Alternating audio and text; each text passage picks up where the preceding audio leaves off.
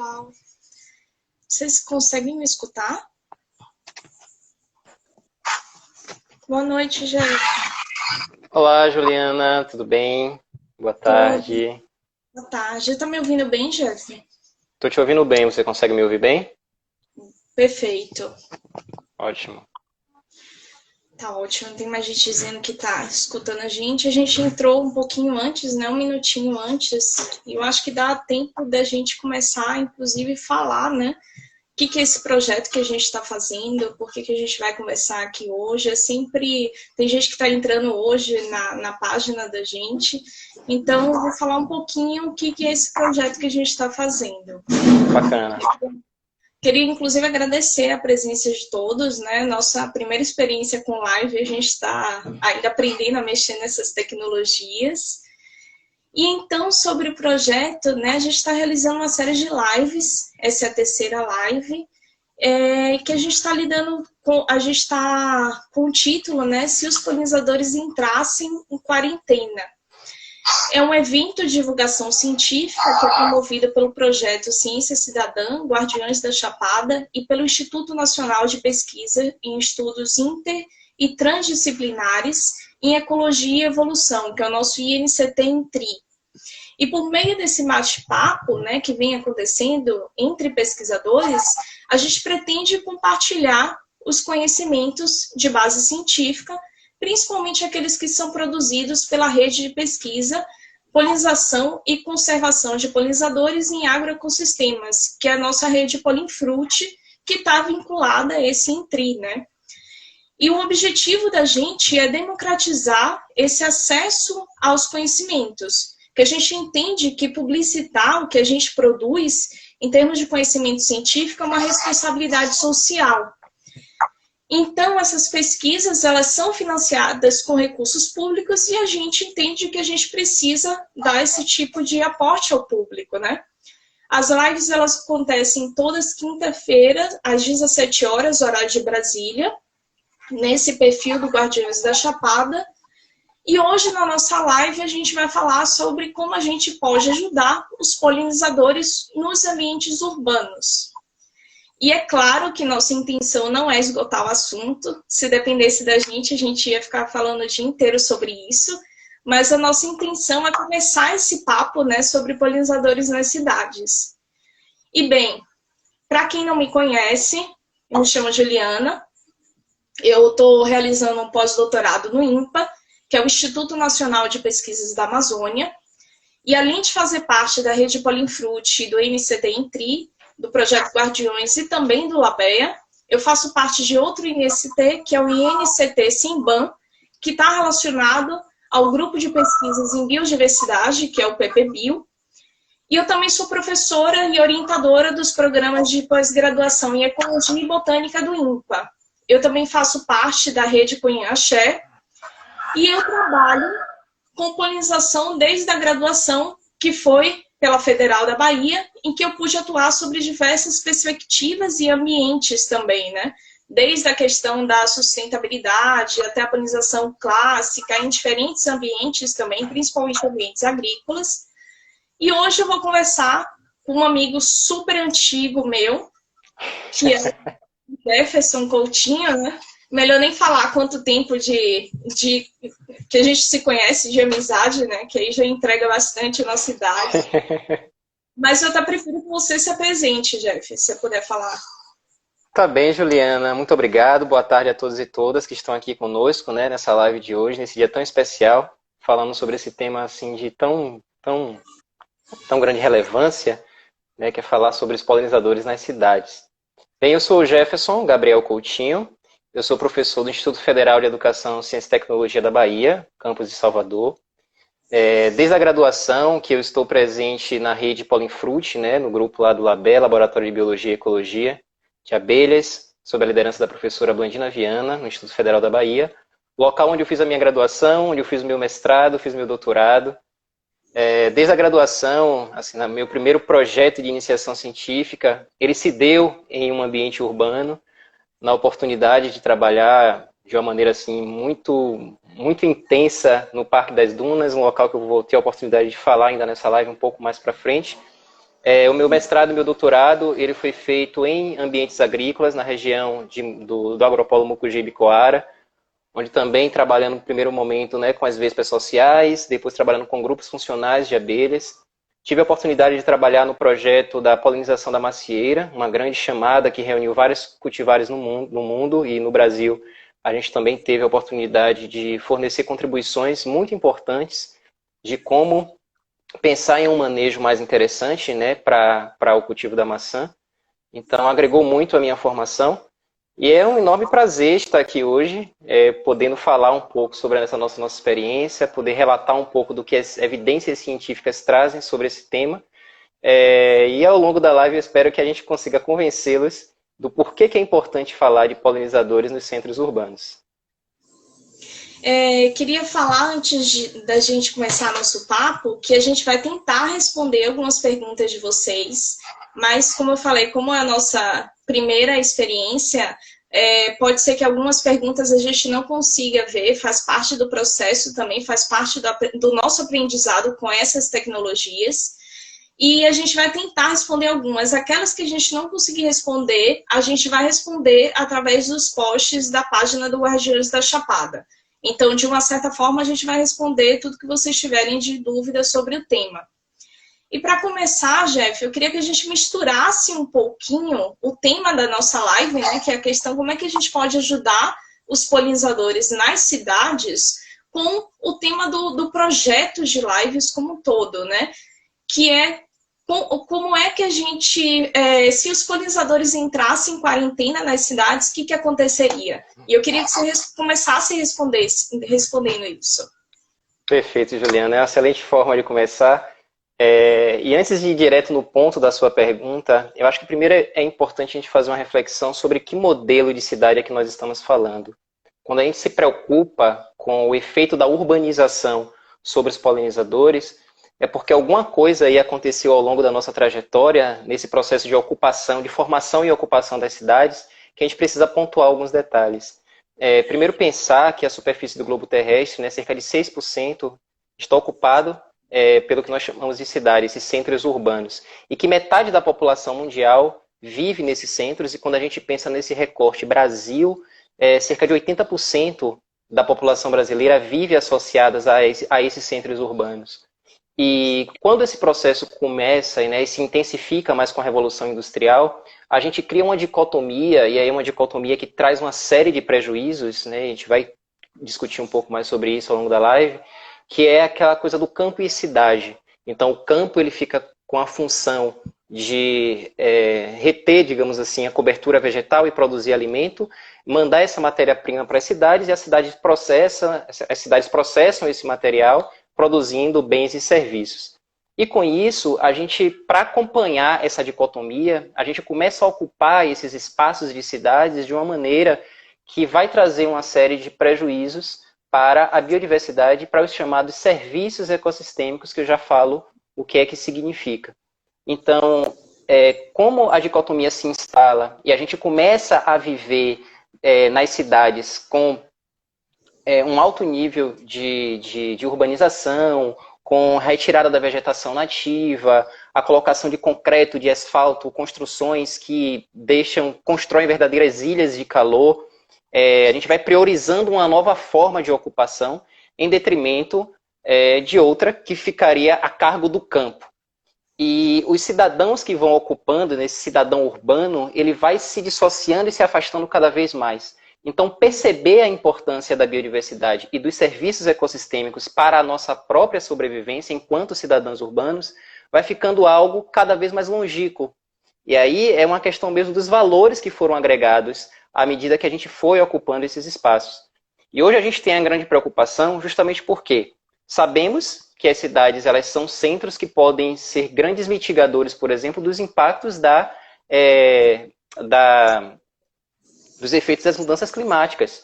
Mas como assim? Se você pensar que a gente adotou um modelo concretado de cidade e que esse modelo concretado ele não oferece a oportunidade dos elementos da biodiversidade estarem presentes, as consequências que essas cidades vão sofrer em função das mudanças climáticas serão muito mais severas. Enquanto manter uma área de vegetação pode ajudar a atenuar esses efeitos, porque você tem árvores, né, produzindo matéria orgânica, emitindo vapor d'água para a atmosfera, e isso acaba ajudando a amenizar os efeitos que o nosso processo de ocupação levou. E para essas árvores estarem presentes aí, muitas delas em seus processos reprodutivos dependem de um polinizador efetuando esse processo inicial para que se gere um fruto, uma semente, ele possa germinar e gerar uma nova árvore. Então, só por esse recorte, a gente já percebe que aliar a nossa permanência nas cidades com biodiversidade, com elementos dessa biodiversidade que fornecem serviços ecossistêmicos, é crucial. E quando eu falo serviços ecossistêmicos, eu estou falando de todo o conjunto de bens e serviços que nós, seres humanos, adquirimos diretamente da natureza. Quando eu falo de amenização do clima pela presença de árvores numa cidade, esse é um serviço ecossistêmico fundamental para o nosso bem-estar, para o bem-estar humano.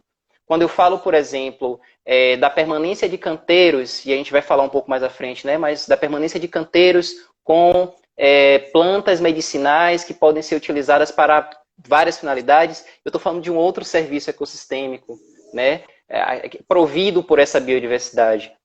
As cidades podem ser locais de produção de comida, e a gente foi perdendo isso.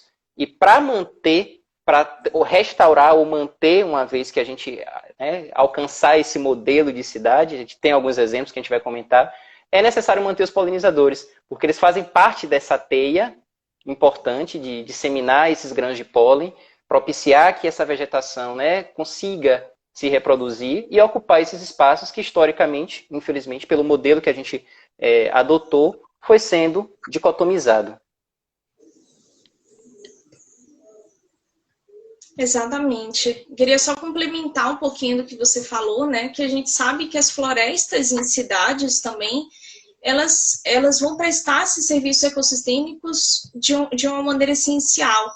E também está relacionado à qualidade dessas florestas em cidade, ou seja, não é só ter uma floresta e qualquer floresta, mas florestas que consigam sustentar esses serviços ecossistêmicos que você comentou.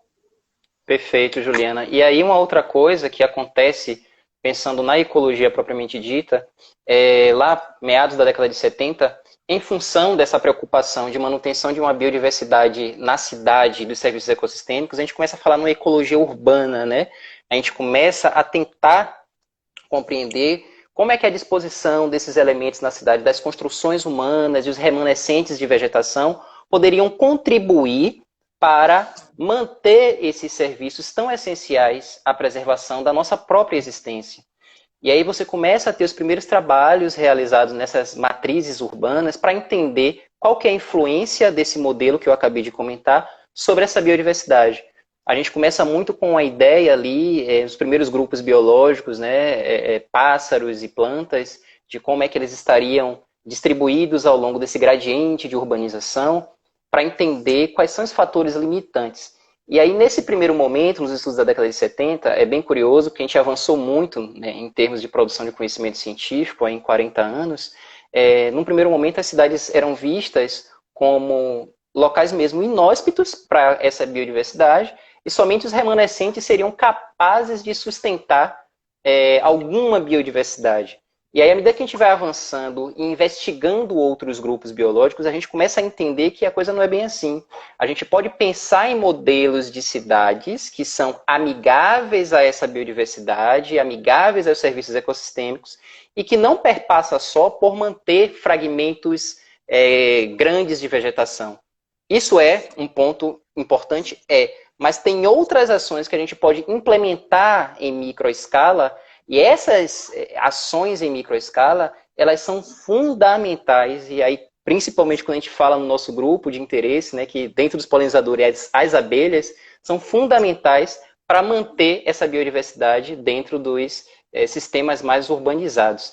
Então é muito importante a gente falar que o ponto que você tocou foi fundamental, porque não existe só um modelo de urbanização. A gente pode repensar nossos modelos de ocupação de maneira a entremear essas construções humanas com elementos que propiciem, sejam trampolins, verdadeiros trampolins ecológicos, né? Para que essas espécies possam se locomover nessa matriz urbana e possam ocupar essas matrizes urbanas.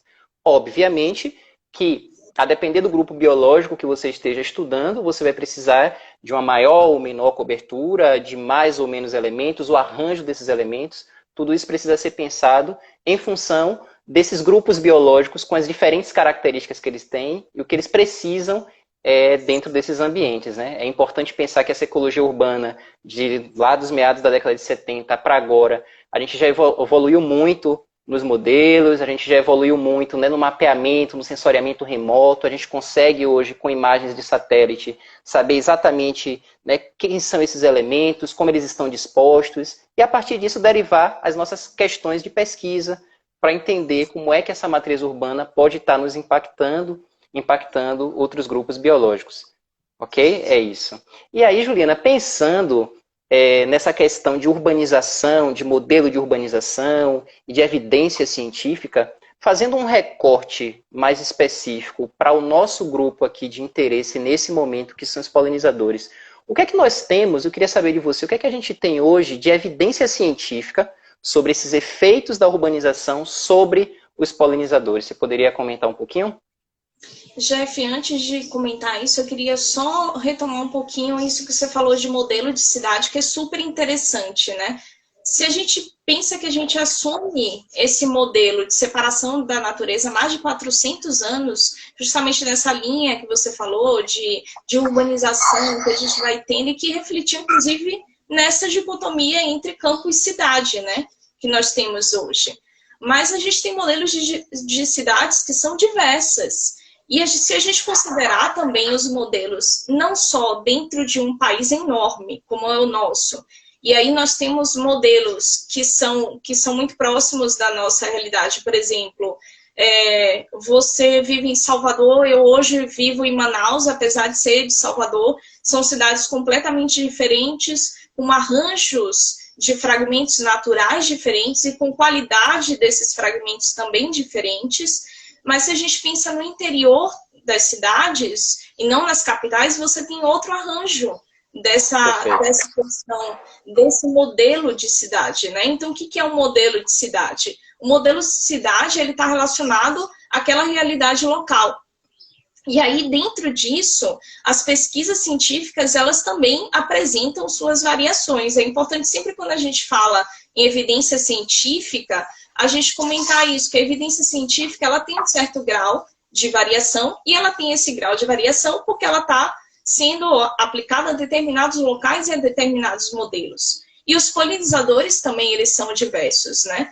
Mas eu poderia destacar, por exemplo, essa questão que a gente já tem de evidência científica, né, que há uma maior densidade de habitantes, ou seja, cidades com maior densidade de habitantes, elas têm um maior uso dos recursos naturais e está associado a menor quantidade de vegetação desses locais. É meio óbvio, né? Mas isso também leva a uma menor evaporação e também temperaturas mais altas. Você, inclusive, comentou no início sobre essa questão da temperatura, né? Mas a gente já tem modelos de previsões desse aumento da temperatura que vem, inclusive, ocorrendo nos últimos anos e que mostra não só que esse aumento da temperatura está relacionado ao aumento das ondas de calor intensa, a elevação dos oceanos, mas esse aumento da temperatura também pode aumentar a incidência de problemas de saúde. Então, esse calor intenso, por exemplo, ele pode aumentar os riscos de diversas doenças como alergias, infecções, doenças cardiorrespiratórias, e isso totalmente aplicado ao momento que a gente está vivendo, né? Sim. E isso acontece porque esse aumento da temperatura pode causar mudanças na flora e, consequentemente, uma produção maior de pólen, por exemplo, e quadros alérgicos. Então, isso favorece a propagação também de parasitas, de outros vetores de doença, mosquitos que transmitem dengue, malária. Então, esse aumento de temperatura está relacionado a uma série de consequências que são danosas para a gente, né? Isso mostra que a gente precisa pensar em cidades que são mais resilientes, ou seja, cidades que são mais sustentáveis. Seria um modelo de cidade sustentável, né? É isso que a gente deveria buscar.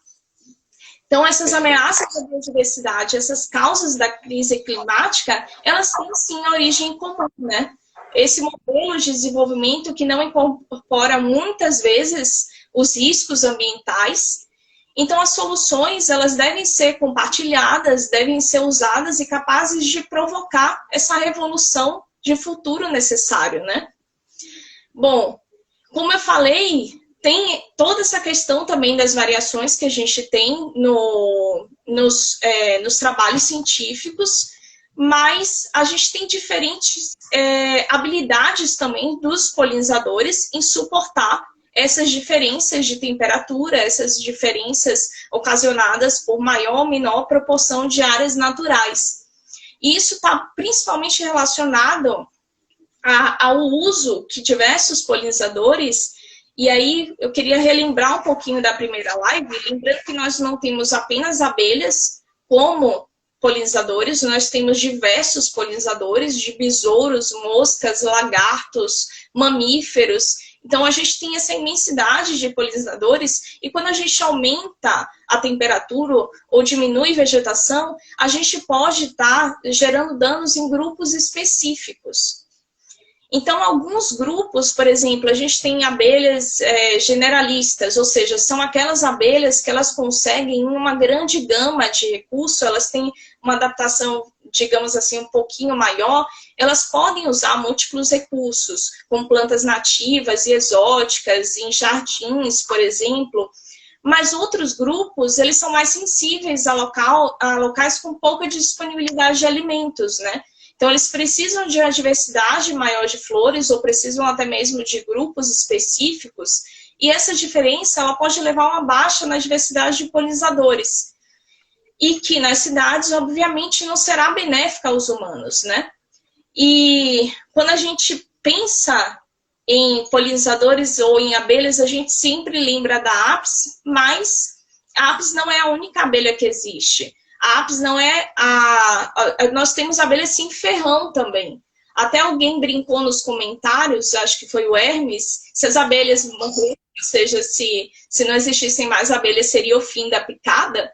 Não, se as abelhas morressem, a gente ia perder uma série de questões da nossa biodiversidade. A gente ia perder muito, a gente ia perder em segurança alimentar, nós iríamos perder em diversos fatores, né?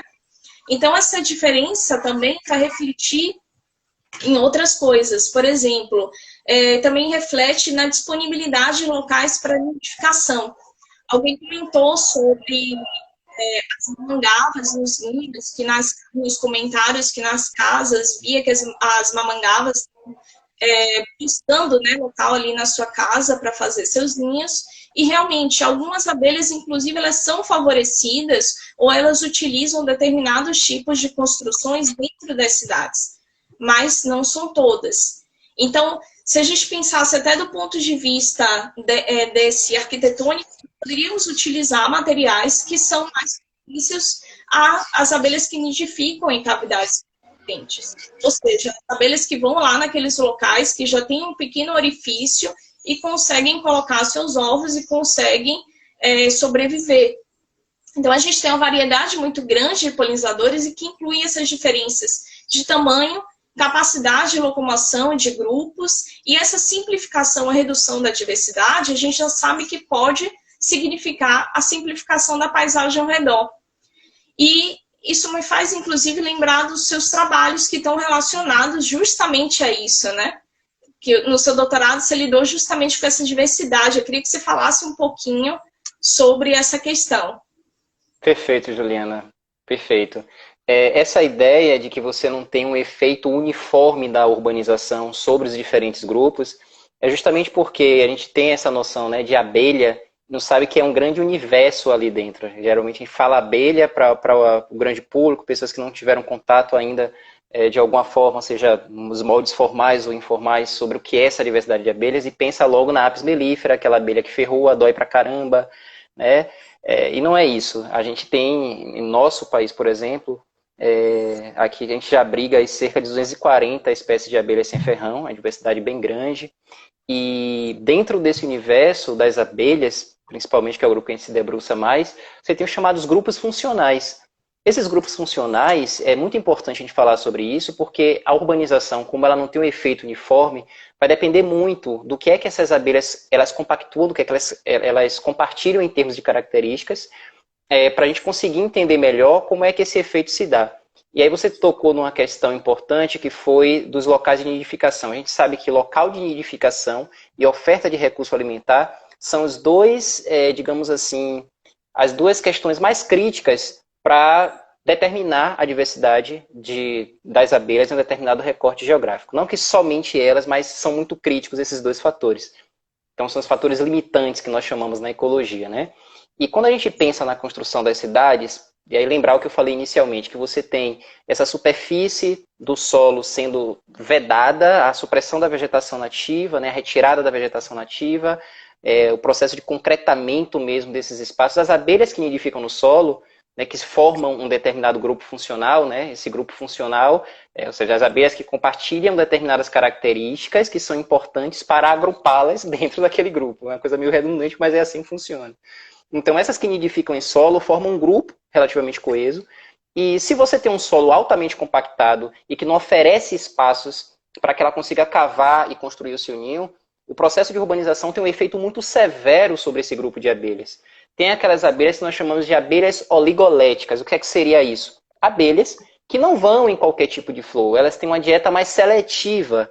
Então essas abelhas, por terem uma dieta mais seletiva, e aí você tem um processo de ocupação dos espaços urbanos que retira a grande diversidade dessas plantas, a probabilidade dessas abelhas encontrarem um recurso, esse recurso mais finito que elas utilizam, é muito mais difícil.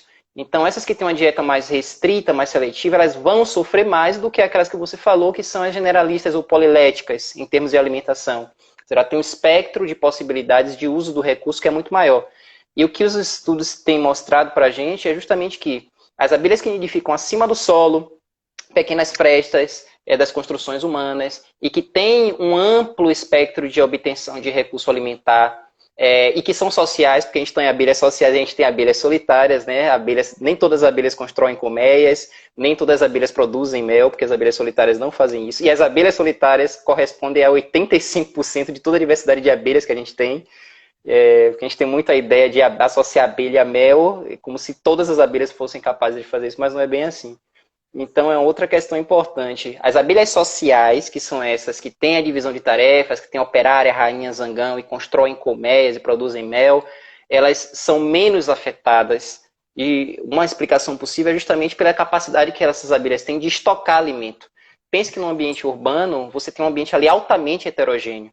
E você tem, né, os remanescentes de vegetação, você tem os quintais, você tem os canteiros centrais, você tem as hortas urbanas, que são as fontes de recursos. Você tem as plantas ruderais, que são aquelas plantas que a gente chama de mato, né, que tem um valor fenomenal para a biodiversidade dentro das cidades. Então ali elas vão buscar o seu alimento. Então pensando nisso, as abelhas sociais que tem uma grande quantidade de indivíduos dentro dessas colmeias, elas saem para coletar esse recurso e elas são capazes de estocar o recurso. Então, em épocas de baixa, quando você já não tem essa oferta acontecendo de uma maneira tão grande, elas conseguem utilizar o recurso que foi guardado. Já as abelhas solitárias, elas não têm essa capacidade. Elas saem para forragear, né?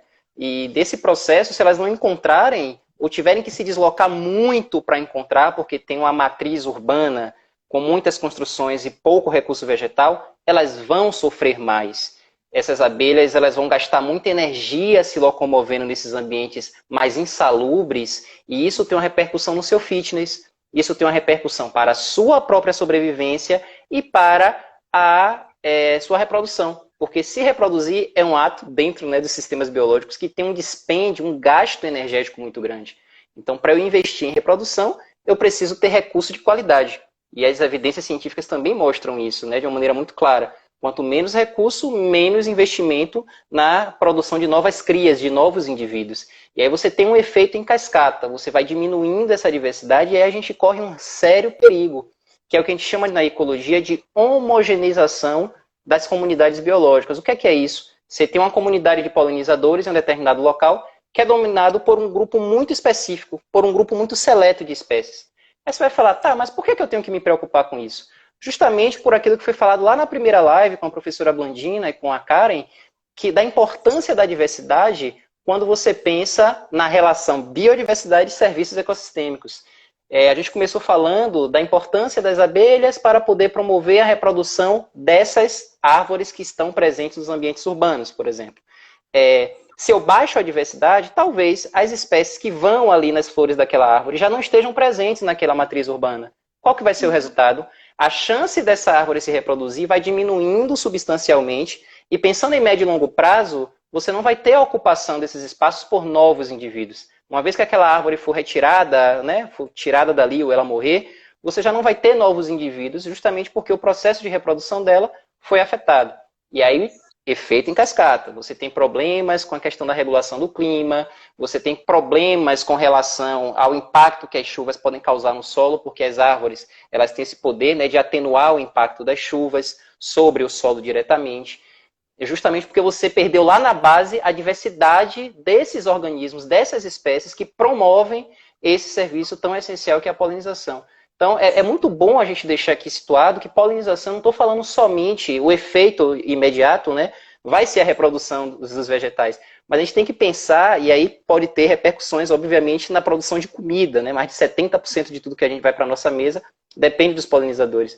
Mas tem esse efeito em cascata, efeito em cadeia, que a gente precisa parar para pensar. E em se tratando de centros urbanos, essas questões elas são ainda mais críticas, em função de como a gente fez o processo de ocupação do solo. Então é algo que precisa ser pensado. Alguns grupos funcionais, uma vez perdidos, a gente já não consegue recuperar esses grupos naquele ambiente, pelo modelo, né, de ocupação. Se você tiver uma extinção local e não tiver novas fontes de indivíduos por perto, não vai ter como essas abelhas chegarem nesse centro urbano de novo. Então é muito importante pensar nesse planejamento em consonância com manutenção de biodiversidade, de serviços ecossistêmicos e fazer esse mapeamento da cadeia de benefícios diretos e indiretos que o serviço da polinização ele propicia para a gente. Então é crucial falar sobre essas questões funcionais dentro dos centros urbanos, né? Excelente. Eu fiquei pensando, assim, você falou um monte disso, no início a gente comentou sobre isso, mas eu acho que a gente podia pontuar também algumas ações, né, que são mais promissoras dentro desse prol de conservação dos polinizadores nos ambientes urbanos. O que você acha? Perfeito. Só antes da gente ir para essa reflexão, Juliana, tem alguma pergunta aqui para a gente? Que a gente mereça a gente dar uma paradinha para tentar responder? Então, o público está tranquilo aí? Está todo mundo seguindo direitinho, conseguindo compreender? Uma pergunta. Quando você estava falando, eu não consegui ver nenhuma. Tudo bem. Então, vamos lá. Certo. É como você falou, né? Pensando no operacional, a gente relatou um monte de problema, um monte de impactos potenciais que podem existir em função dessa retirada de vegetação, dessa forma de ocupar o solo. Mas o que fazer? O que fazer? É possível, de fato, pensar em um outro modelo de cidade? E se sim, se é possível pensar em outro modelo de cidade, o que seria necessário? A gente vai fazer o quê? Tirar as pessoas? Deixar de construir casa? Deixar de construir condomínio? As pessoas precisam habitar, né? Elas precisam ocupar os espaços. Mas será que não é possível pensar numa ocupação que esteja em sincronia, esteja em sinergia com um modelo em que a gente consiga manter biodiversidade e serviços ecossistêmicos? E aí vem alguns documentos que derivaram, né, de iniciativas internacionais, a exemplo da Convenção da Diversidade Biológica, a exemplo do painel intergovernamental para a biodiversidade e serviços ecossistêmicos, que reuniu cientistas do mundo inteiro, que reuniu membros da sociedade civil, para pensar sobre uma série das nossas atuações no mundo que podem estar associados a essa preservação. E aí, alguém até falou aqui dos telhados verdes, eu vou comentar um pouco sobre isso, tem uma pergunta aí associada a isso. Então, se fala muito nesses fóruns internacionais, e já não é de agora, a gente tem aí desde o início da década de 90 isso sendo falado em outros termos, e agora a gente fala muito na chamada infraestrutura verde.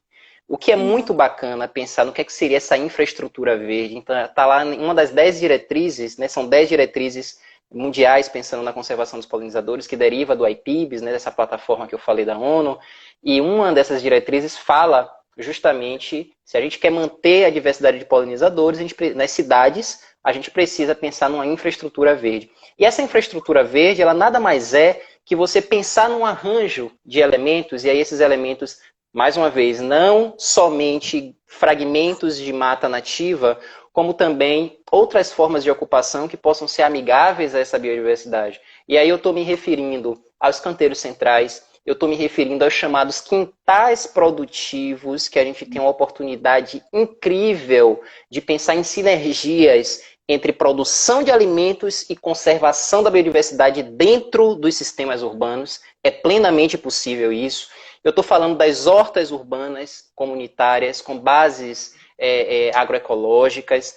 Eu estou me referindo aos jardins, né, os jardins que são muito comuns. A gente precisa pensar em desenhos de jardins e pensar estrategicamente.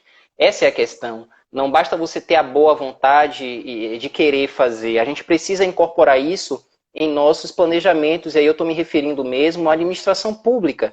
Eu estou me referindo à legislação, eu estou me referindo a projeto, a plano diretor de desenvolvimento urbano das cidades, a PDDU. Isso precisa estar contemplado para que a gente possa prover essa infraestrutura verde dentro das cidades. E aí eu pensei, Juliana, basicamente 5 princípios básicos para a gente conseguir promover essa infraestrutura verde dentro dos centros urbanos.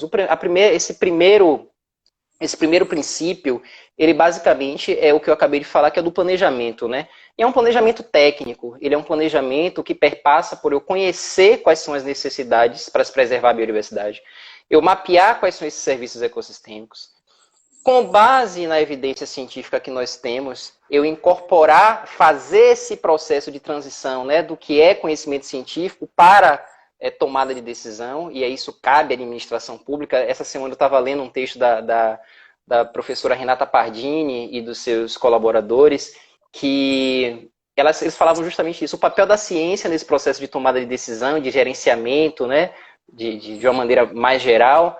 E aí, o que foi bacana nesse sentido foi que eles colocaram que, olha, a gente não pode inverter papéis aqui. A gente tem que pensar que a administração pública ela tem um papel fundamental, né, porque vivemos num regime democrático de direito, então sempre vai ter choque de valores nesse sistema democrático de direito, mas as pessoas que são eleitas de maneira democrática, elas precisam pensar no bem comum.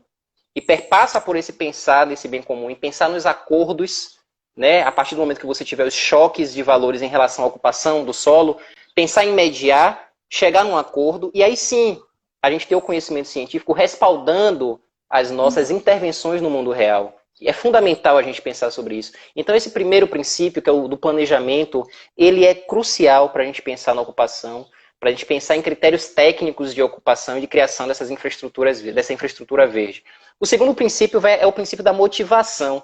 Eu preciso de um cidadão urbano engajado, motivado a defender a bandeira da biodiversidade e dos serviços ecossistêmicos. Eu preciso que isso esteja naturalizado nos discursos. E como é que a gente faz isso? Através de um processo de educação ambiental crítica. Eu preciso que o meu estudante, desde da educação infantil até o ensino médio, ele esteja em contato com esse modelo, né, de cidade biofílica, dessa cidade amigável, e como que a gente poderia chegar lá, e os benefícios que isso traz em curto, médio e longo prazo. Isso precisa ser naturalizado nos sistemas educacionais. Eu preciso também, nesse processo, pensar em projetos de ciência cidadã, colocar as pessoas, né, esses cidadãos urbanos, para monitorar, por exemplo, a fauna e a flora das suas cidades. Né? E aí cabe a nós, cientistas, colocar isso nas nossas agendas de pesquisa, de extensão. Promover essas ações junto aos cidadãos urbanos, no sentido de trazer essas pessoas para entenderem o que é essa biodiversidade, o que são esses serviços ecossistêmicos e como isso pode impactar suas próprias vidas. Porque a não adesão e, às vezes, a não pressão nos sistemas da administração pública se dá por falta de conhecimento. Então, quanto mais a gente envolve esse cidadão, mais crítico ele fica e mais aliados nós temos. Uma coordenação, obviamente, né, desse processo de implementação, através da execução de uma equipe qualificada. Eu preciso de pessoas qualificadas para fazerem isso, para dizerem como se faz, onde fazer e como fazer. E aí a gente tem muitos biólogos, engenheiros florestais, arquitetos, enfim, que podem pensar conjuntamente como é que a gente faz essa execução de uma maneira qualificada. E eu preciso rever todos os meus passos para ver se realmente aquilo que foi planejado está dando certo. Então, eu preciso fazer essa retomada dos passos e monitorar no tempo, Juliana. A gente carece muito de monitoramento sistemático das nossas ações. Uma vez que a gente faz, não pode deixar lá e dizer, não, deu certo e acabou. Não. Precisamos incorporar monitoramento em séries temporais para saber se as nossas ações, as nossas modificações repercutiram numa melhoria desses serviços ecossistêmicos, se aumentou essa biodiversidade. A gente tem que ter indicadores e trazer isso para as nossas agendas de pesquisa. Buscar financiamento, eu sei que vivemos um momento bem crítico no nosso país, em função, né, de tudo que vem acontecendo na esfera política, mas a gente, uma vez tendo a oportunidade, a gente precisa investir para ter esse olhar mais fino sobre as nossas cidades, né? Porque a gente fala muito de criação de infraestrutura verde, de cidades biofílicas, mas se a gente não se envolver no debate de uma maneira mais acirrada, a coisa foge. E temos excelentes exemplos que estão dando muito certo, que a gente vai ter a oportunidade de comentar um pouquinho mais para frente, mas exemplos que têm dado muito certo no Brasil e em outras partes do mundo. E aí, Juliana, já que a gente está falando, né, de monitoramento sistemático, de planejamento, de administração pública e do papel dos diferentes atores sociais na ressignificação dos espaços urbanos, nesse discurso mais pautado nessa conservação e nessas sinergias entre ocupação e conservação, eu queria que você me falasse um pouco, Juliana, sobre a sua percepção em relação às políticas nas diferentes esferas da administração, no que diz respeito à conservação dos polinizadores nos centros urbanos. Mas antes disso, acho que é bom a gente dar uma olhadinha para ver se não tem nenhuma pergunta aí ao longo da minha fala. Então, eu não sei se está atualizando aqui, ele está parado e não me apareceu nenhuma pergunta. Não sei se no seu está aparecendo. Bem, deixa eu dar uma olhadinha aqui. Tem muitos comentários, né? Alguma técnica para que o mangá possa ocupar espaço e perdure por muito tempo. Vamos ver se o solo parecia aterrado também pelos cachorros. Eu posso lembrar de comentar isso aqui um pouquinho mais para frente. Existe alguma lei de proteção nos centros urbanos? Acho que a Juliana vai comentar justamente essa, né? O Felipe está perguntando, existe alguma lei de proteção dos polinizadores nos centros urbanos, Juliana? Excelente. Jefferson, eu queria falar para você, como você não está vendo o tempo, a gente já está com 43 minutos de live. Então, certo. A gente vai ter um pouquinho tempo, mas perfeito. Então, eu junto a sua pergunta com a pergunta da pessoa, né? Não escutei o nome que você falou. Isso, Felipe, perfeito. Então, que nem você mesmo comentou, nós temos todas aquelas iniciativas internacionais que envolvem diversos países relacionando a questão dos polinizadores, inclusive com diretivas para isso, né? Com sugestões que são totalmente pautadas em conhecimento científico e que são bastante certeiras sobre o que nós precisamos fazer para proteção desses polinizadores. Mas dentro dessas diferentes esferas, a gente sabe que aquelas que estão relacionadas mais a estaduais e municipais parecem ter mais aplicação quando a gente está falando desses sistemas que envolvem os sistemas ecológicos, né? Por mais que a gente tenha a nossa Constituição Federal, a gente precisa de leis específicas estaduais e municipais relacionadas à proteção dos polinizadores e dos serviços ecossistêmicos. E o que a gente tem de maneira geral, que associa essa questão estadual e municipal, aliás, mais estadual que municipal, é pouquíssima coisa. A maioria das leis que nós temos relacionadas aí eu vou falar abelhas e não polinizadores, está associada à presença de abelhas, e aí, no caso, o que é mais citado são as abelhas africanizadas dentro do perímetro urbano, como a sua proibição dentro desse perímetro urbano. O que quer dizer? que é uma preocupação muito maior com o planejamento das cidades, que não se coloque locais com criação de abelhas com ferrão próximo às cidades. Isso é meio óbvio se a gente pensar na proteção das pessoas, na proteção do sistema, porque, já que essas abelhas estão relacionadas a acidentes, né? Mas não contempla toda a variedade que a gente tem de polinizadores. E alguns locais têm leis específicas que envolvem polinizadores e serviços ecossistêmicos, que eu consigo lembrar de um levantamento recente. Amazonas, Pernambuco e Goiás são os 3 locais que a gente sabe que tem leis específicas para a proteção dos polinizadores e dos serviços ecossistêmicos, inclusive com leis de promoção de pagamentos por serviços ambientais também, o que é super interessante, né? Então, a gente precisa ainda aprimorar muito essa questão legislativa, eu acredito. Eu concordo com você, quando você falou do manuscrito da Renata Pardini, né?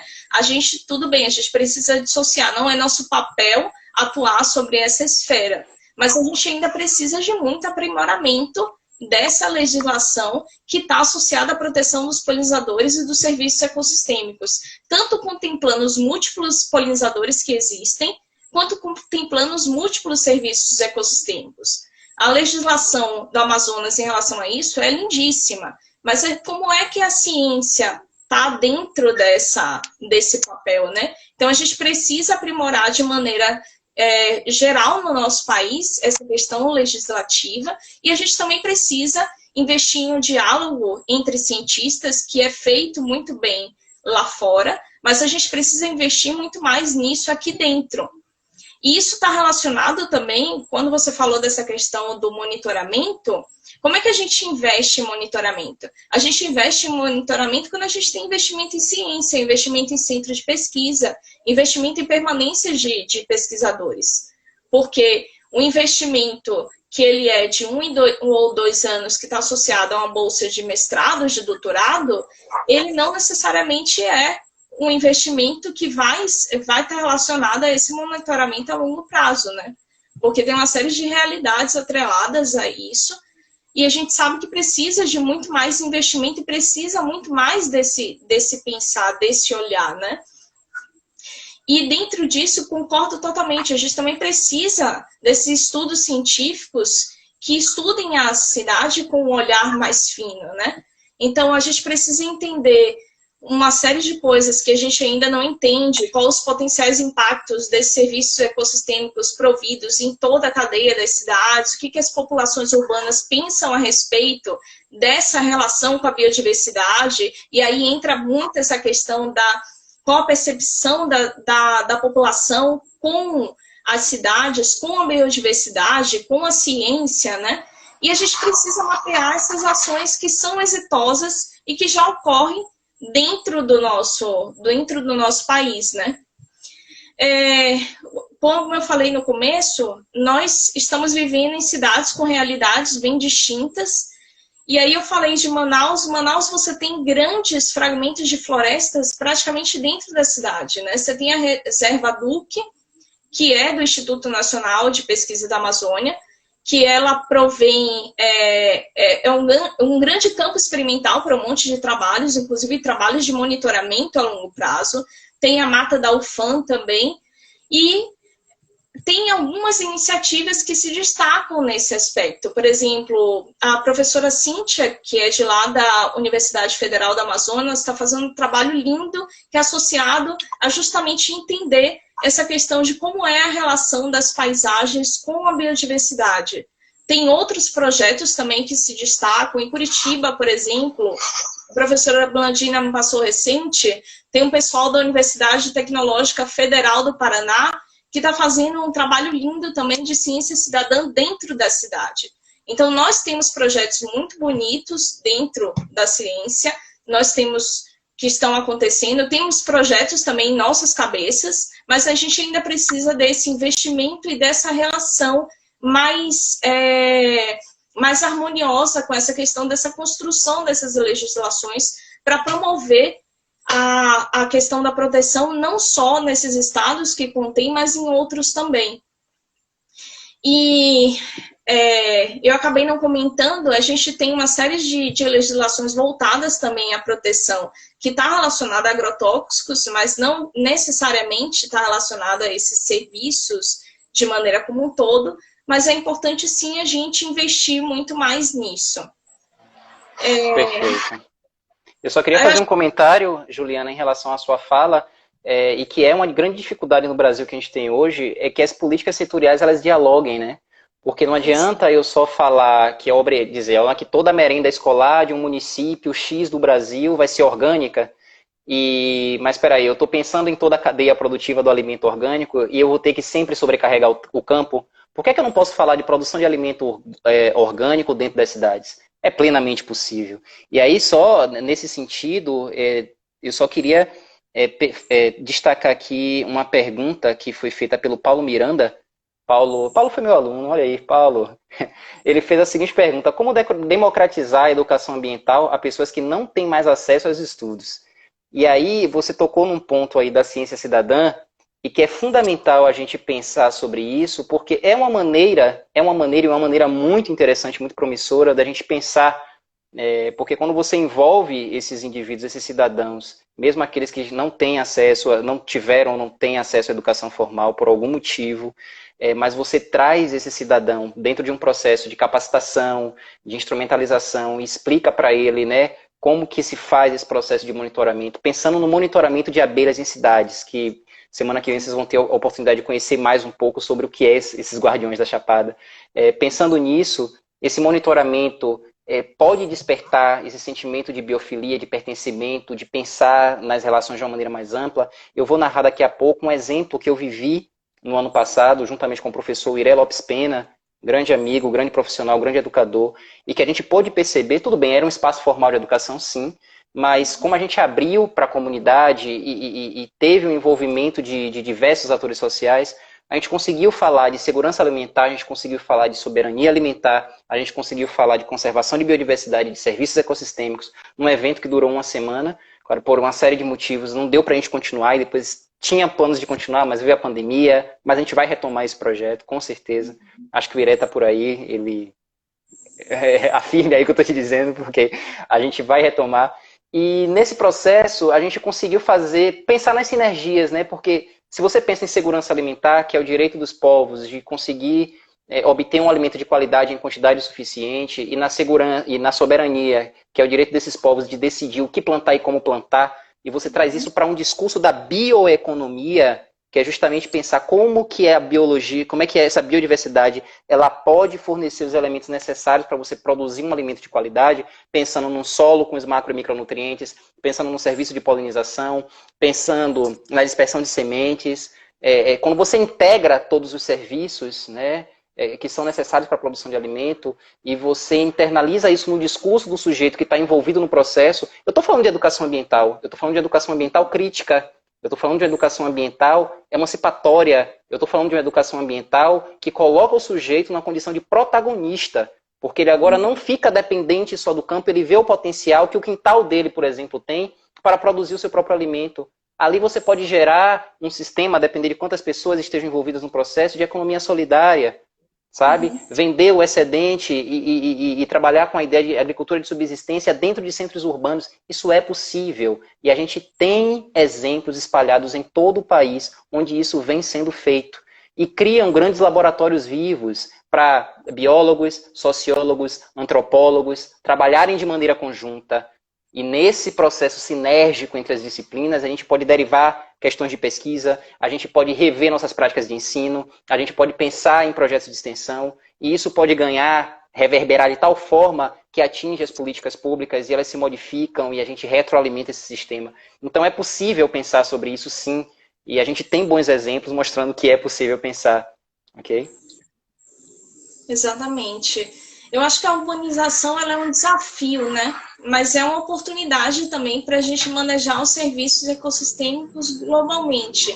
A gente está associando não apenas, quando a gente pensa em polinizadores, é super importante a gente se associar. Não é só polinizadores e agroecossistemas, polinizadores também os ambientes urbanos. E isso oferece uma possibilidade para a gente linda de trabalhar, que nem você falou, não só para aquele cidadão que não tem acesso, mas mostrar, ressignificar as cidades para ele, né? Mas também dentro das escolas e tentando agariar essa cadeia. E o papel da gente, ou seja, o papel da gente como cientista dentro disso é super importante. Perfeito, Juliana. Juliana, quanto tempo nós temos? Nós estamos com 56 minutos. Temos mais 4 minutos. Isso. Bem, eu queria lembrar para vocês que algumas perguntas aqui foram feitas, a gente não vai ter como responder todas, mas ao longo da semana a gente se compromete, né, a responder as perguntas que foram colocadas aqui. E assim, deixar umas mensagens que sejam chaves para a gente pensar sobre tudo isso. Tem um exemplo lindo na região de Marituba, em Belém, que eu queria, na região metropolitana ali de Belém, que eu queria chamar a atenção, é dessa ideia dos quintais produtivos agroecológicos e a sinergia com a questão de combate à vulnerabilidade social. Então, é um projeto maravilhoso, onde um dos componentes é a Universidade Federal do Pará, né, uma das instituições que fazem parte desse projeto lindo, começou em 2017, onde você tem as mulheres protagonizando esse processo de produção de alimentos em um centro urbano, passaram por um processo de capacitação em fruticultura, olericultura, compostagem, e um sistema que todo se retroalimenta ali, né, na sua forma, no seu modus operandi, e produzem um alimento de qualidade. Então a gente tem um discurso de conservação de biodiversidade, muitos desses alimentos dependem dos polinizadores para poder gerar os frutos, e é um exemplo muito bonito de como a gente pode pensar em sinergias. Os ambientes urbanos, eles podem ser, sim, produtores de alimentos, a gente pode falar de segurança alimentar, soberania alimentar, a partir dessas iniciativas. Quando você tem pessoas que se debruçam sobre a causa e pensam em ressignificar os espaços, com cidadãos engajados, envolvidos, né, e com possibilidade de atacar, não solucionar, mas atenuar esse problema da vulnerabilidade social, que é muito grave em nosso país. Esses laboratórios vivos, eles trazem a oportunidade de a gente repensar toda essa nosso histórico de ocupação e de valorização da biodiversidade, dos polinizadores, dos serviços ecossistêmicos. É possível, com boa vontade, com projetos de pesquisa, de extensão, ressignificando nosso olhar sobre o ensino, do que é ensinar, de fato, o que é agregar, o que é trazer essa educação ambiental, a gente consegue chegar lá. E aí as hortas urbanas cumprem um papel fundamental. Não vai dar tempo de eu falar da experiência da Escola Parque, mas a Escola Parque, o lugar onde eu me formei, onde eu estudei, onde o professor Iré é professor hoje lá, tem um exemplo lindo de horta comunitária, e fragmentos ainda tem um pouco, né, dentro do espaço, um pouco não, bastante vegetação. A gente fez um projeto lindo no passado, conseguiu monitorar essa diversidade com os estudantes de diferentes instituições públicas. Então, assim, são ações que agregam nessa naturalização do discurso da conservação da biodiversidade e dos serviços ecossistêmicos. Lembrando que semana que vem estaremos de volta, né, com a live aí de Dayana Nunes e Murilo Medeiros, falando um pouco mais sobre quem são os Guardiões da Chapada. Então, dia 18/6, 17 horas. Não deixem, estejam todos aqui, convidem, divulguem muito entre os seus, para que a gente possa fortalecer esse nosso grupo, para que a gente possa trazer essas informações com a devida qualidade, né, com a devida curadoria e fazendo uma seleção especial para vocês que merecem ouvir esse recado da gente. É isso. Muito obrigado por estarem com a gente até agora, Juliana. E obrigada a todo mundo que chegou no início, ficou até o final, né? Escutou tudo que a gente falou, é uma horinha ali, mas obrigada de verdade. Obrigada também por essa nossa primeira experiência com live, que foi muito bacana. Obrigado então, a todos e todas. Até mais. Até mais.